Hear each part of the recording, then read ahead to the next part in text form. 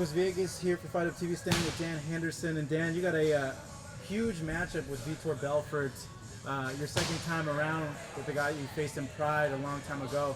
Many see this as a throwback fight to those days, and really they're expecting it to be an exciting fight. You know, to you, what does it mean to you to face Vitor again, and do you feel that it's a throwback fight to that era? You know, just because we've been around a long time doesn't mean it necessarily is or has to feel like a throwback fight. I think, you know, Vitor's been doing very well lately and wanted to fight me again, probably because I beat him the last time. You know, and I feel great, and I think it definitely will be an exciting fight just based on both of our styles matching up together. It's been a really long time. You know, you've crafted out your legacy in your fights, and he has as well, but fundamentally looking at the fight, how different are you now than you were back then, and how different is he now compared to back then? Well, I think both of us have definitely improved and evolved as fighters over the years. Yeah, I'm just better, I think, in every aspect of MMA now than I used to be. Just more technical striking, more technical on the ground. You know, I've just definitely improved technically, and I think Vitor definitely has improved. Not so much necessarily on the ground, but with him, you don't really see him there that much. But yeah, I think with his striking, he's become more patient. He moves around, moves his feet a lot better than he used to, and you know, he's added some kicks into his game as well. So he's just as dangerous or even more dangerous than he used to be. When you're looking at him, you know, do you still see the same flaws that he had back in your first fight? He definitely has some of the same tendencies and openings that he used to have that I felt were there then. But again, he's become more patient and moves a lot better on his feet. You know, so he's very, you know, I think that's definitely a good thing for him to have changed. So it'll make for a more interesting fight for sure. In that first fight that you had, you were just up in his grill the whole fight. A lot of pressure on him. Do you feel that if you put that pressure again, you'd be able to break him down not only physically and mentally? And I say mentally because sometimes Vitor shows up. Lately, he has been showing up, but that's been a theme with him, is that he's kind of on and off for fights. You know, I think that's definitely a possibility that if you pressure Vitor enough, he might break or not be as aggressive coming at you, and that's something that it's just kind of more natural for me to be moving forward and have more pressure on somebody. So that's probably a good chance that'll happen in the fight. Overall, looking at this fight, you know, are you happy you're going to have a rematch with him?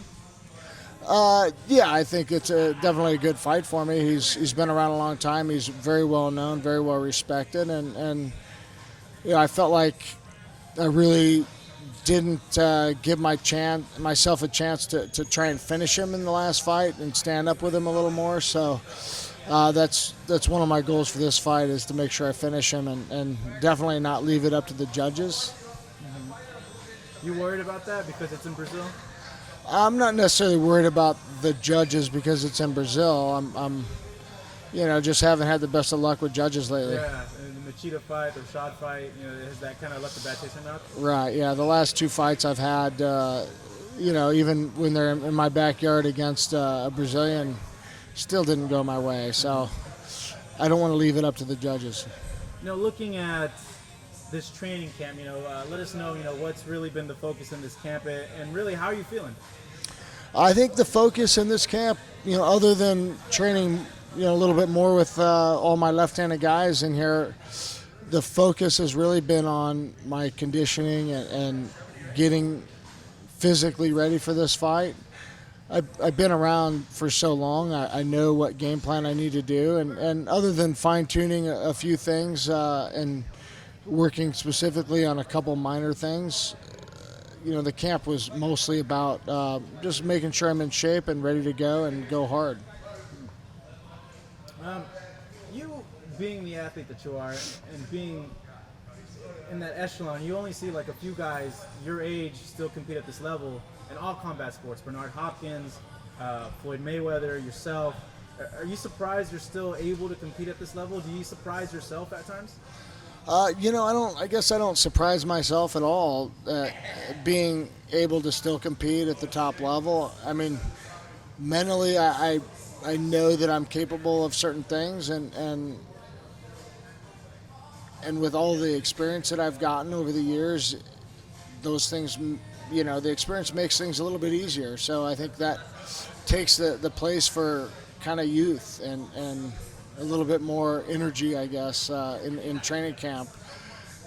You know, but I feel great. This camp has gone great, and even when I was younger, I still had aches and pains and injuries that I was nursing. So it's not about necessarily about the small aches and pains, but overall my body feels good, and I feel very confident that I'm capable of competing with the top younger guys. When you first started out, did you ever imagine you'd still be fighting at this age?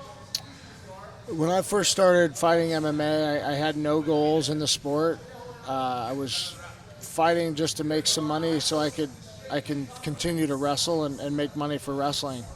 And when I quit wrestling and started fighting full time, I had basically had the goals of making some money for about a year, 2 years at the most, and then moving on with my life. And you know, I was tired of training all the time and beating my body up. And I think during that period, my body started feeling better than it did when I was wrestling. And you know, I was competing in wrestling 30, 40, 50 matches a year.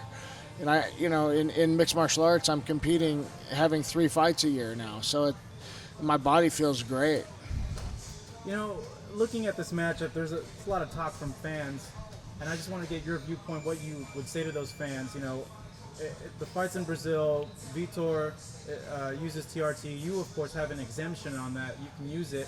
But whenever a fighter announces that, like, a stigma comes with them, whether it's fair or not, to have that stigma over them, you know. For one, I would imagine you get tired of answering questions like that, but to those fans, what would you say that because of that they associate you with things that particularly they shouldn't associate you with? You know, I guess it does get old, especially the manner in which I had first started it. I got approved originally and only thought that I would be doing it just because of my doctor's recommendation, just to be healthier as a person, not to have any type of unfair advantage in sports at all. It was more about I was getting sick all the time and no energy, and you know, and I've never been outside of the normal ranges.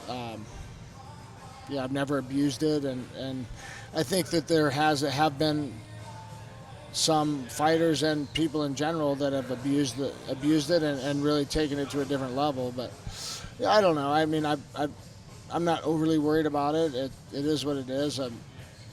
You know, I'm open about it, but at the same time, I guess it does get old answering questions about it. In Canada, the commission doesn't allow anything like that, but in here, are you back on again?